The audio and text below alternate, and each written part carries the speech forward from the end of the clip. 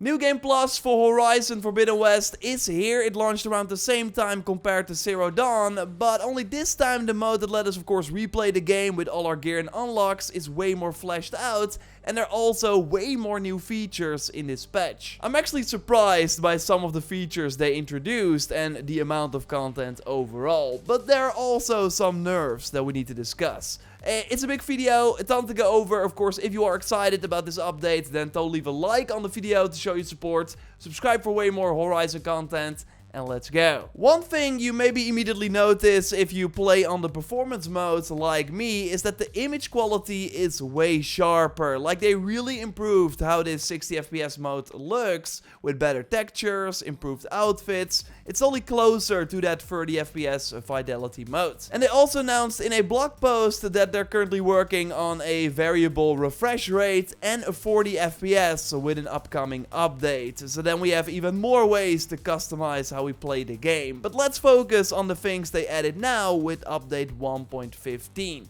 Starting with the big one, New Game Plus. So if you already finished the main quest of Forbidden West, you will immediately get a pop-up upon booting up the game saying that you can now replay the story by going back to your base. Here you find a special plus icon, and if you then interact with the object, you see that you can use your current progress to start the story again. But don't worry, your current save will still be intact, so you can always choose to go back if you want. And from here we can select a New Game Plus difficulty. And yes, we see the new ultra hard mode here as well, and I want to touch on that one in a moment. Also nice that you can skip the tutorial if you want, so then you immediately get to the open world and can make your way to Chain Scrape. And then of course, by following the main story a bit, you unlock the vendors here, and they can immediately see the brand new New Game Plus weapons. They're all legendary and they cost champions tokens, a brand new currency. It's overall really similar to what we saw with the Ghost of Tsushima New Game Plus mode. So basically by doing missions, side content, other activities like a bandit camp, you get these champions tokens, which you can then exchange for these really powerful new rewards. I will totally be trying them and make videos on them, so stay tuned for that. There's still no legendary rope caster though, which is kinda strange, but overall there are some really cool new ammo combinations, and it seems that every weapon vendor in New Game Plus has the same weapons, so you can buy these weapons everywhere. The ghost levels are back from Zero Dawn. You also get a pop-up about that, so every 100,000 XP you earn, you gain a new level for some extra bragging rights, and nothing else. Skill points can also be earned in New Game Plus, but the biggest surprise in my opinion is that next to all your outfits, weapons and skills, you also immediately have your special gear. So you can immediately use the Vine Cutter when you spot a metal flower, or immediately blow up some fire gleam without having to do that main mission first. Immediately glide with the shield wing. Like, it's really huge and something that other New Game Plus modes never do. You also have your diving mask immediately, and the Sunwing icon is already there. Gemini Override is there too, meaning that the moment you find a Sunwing in New Game Plus, which is after rebooting Gaia by the way, so saving Plainsong and having your base pretty early in the game, but yeah, if you then go to a Sunwing, you should be able to fly. We weren't able to try it out yet, did see some people talk about it already. That's pretty wild as well, but let us of course know your experience in the comments down below. Want to go more in depth on New Game Plus in a future video very soon? It's really great so far, if it works. Like, I personally have an issue though. I can't try it on my highest save where I'm 100 hours in, because it instantly breaks the game blue screen. Guerrilla is already aware, and hopefully they can release a fix soon. Because right now I can only start New Game Plus with a save that is 30 hours before my main save. So again, we will follow it. There are also new trophies in a separate tab, one for completing New Game Plus, one for obtaining all the New Game Plus rewards, and also one for completing the game regularly or in New Game Plus on ultra hard. So yeah, the highest Horizon Zero Dawn difficulty is back with once again no health bars for the machines, so you really have to look at their behavior to tell if they're close to dying. And we did some quick tests, and it really seems that these machines have around the 60 to 80% more health compared to very hard. Of course, you need way more elemental ammo to get the same effect with frost ammo, for example, and their damage against you seems to be increased by around the 33% compared to very hard. And also worth noting is that you can only switch to ultra hard by selecting a new game or New Game Plus, and while in that new game or New Game Plus, you cannot switch to a other difficulty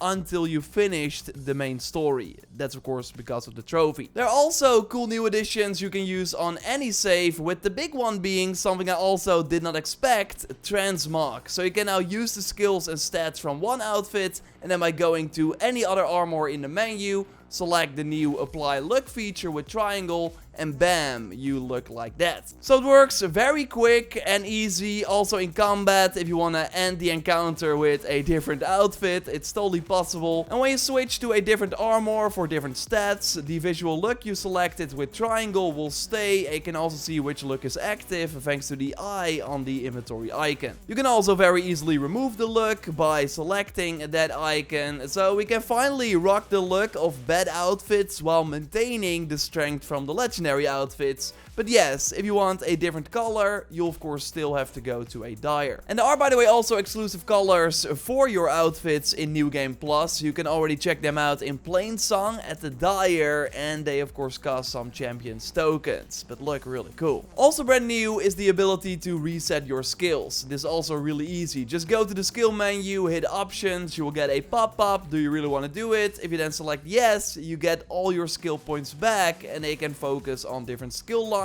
or upgrade other valor searches if you want. But of course be warned that it will take a while to redistribute every skill point if you're already far into the game. If you were keeping track of all the collectibles and followed the Horizon updates, then you were likely aware that Datapoint 63 was never obtainable. Well, after the update you can find it right here on the Isle of Spires near the Relic Rune and the Wide Maw area. So from here we want to run a bit, and then you will find it on the runes right here. And it's called Oops.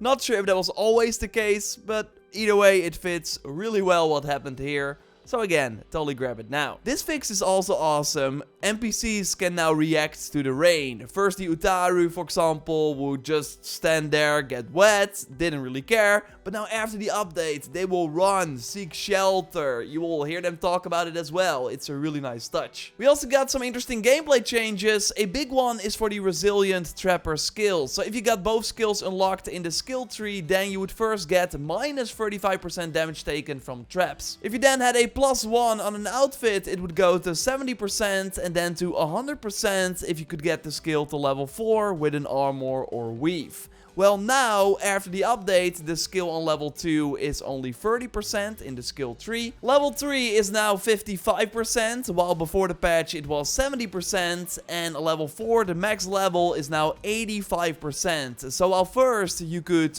negate all the damage from your own traps, now there's no way to do that anymore, which is quite the nerf. And speaking of traps, we use that to shock ourselves, because before the update, after being shocked while on your mount, you would still be able to move that mount, which did not really make sense. So now after the patch, when shocked, you will simply fall off your mount, which is way more realistic. We got another change, which is kind of a nerf as well. The braced shot would become buffed in unintended ways. So we still need to try this a bit more. Totally share your finds, of course, in the comments down below. But yeah, in the short time that we used it with the same gear and weapon against the same machine before and after the patch, you do see that there is a decrease in regular damage. Like against a Tremor Tusk, Dennis was first able to deal around the 800 damage with the first shot, 724 with the second shot, but now after the update it's around the 660 or just like 600. So if you loved the weapon technique, you will probably notice some decreases after the patch. They also rebalanced crafting cost for elite and advanced traps when crafting in the wild. So it turns out that they made them more expensive, increasing the shard cost from 25 to 45 for the advanced traps,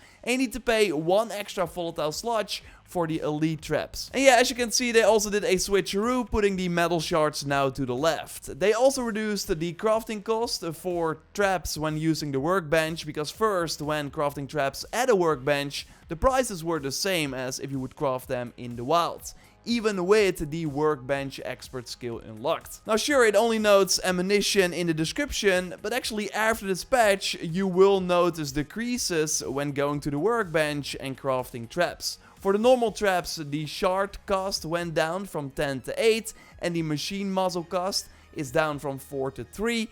And yes, once again, they did a switcheroo with the icons. For the elite traps, the shard cost is down by 10 shards, the elemental component cost down by 1, but because of the crafting in the wild increases, now also at the workbench you need to pay 3 volatile sludge instead of 2. And the same is by the way the case for the advanced traps. We see a decrease but also an increase compared to before the update because of the extra volatile sludge. Like, it would be nice if we would still only need 2 volatile sludge at the workbench, because that was the case before, so why is it more now? And maybe you also see here with the Elite Purge Water Trap that they also changed the icon color of the Purge Water resource from green to gray. And I think this has to do with the fact that they fixed an issue where canisters would have different rarities. Like, first, when shooting off a Purge Water canister from a Snapmaw or from a Fire Fanghorn, it would show up as green loot if you like scanned it and would pick it up. And yeah, this was likely because of the color of the Purge Water resource. So now after the update, the Purge Water icon is gray, so now shooting it off will also show it as gray loot, just like other regular canisters. Gorilla also added some new options, like a toggle so you can turn off the grapple icon, which could be immersion breaking if you want an as clean as possible experience.